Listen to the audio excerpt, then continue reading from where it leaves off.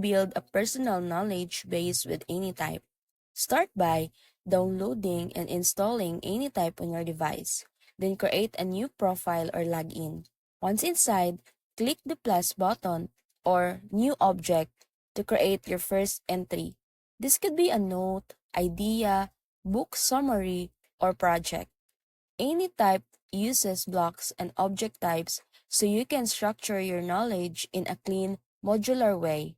For example, you can create a book object with fields like title, author, and notes, then link that to a quote or idea object. Use the graph view to visual map relationships between your notes, thoughts, and references. This is where Anytype really shines.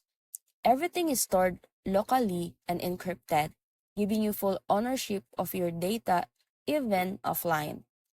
Over time, you can create custom templates for different types of knowledge like goals, journals, or research, and link them together for easy retrieval. Whether you are a student, researcher, or just organizing life insight, Anytype gives you a flexible, private, and beautiful visual way to build your own second brain. So that's it.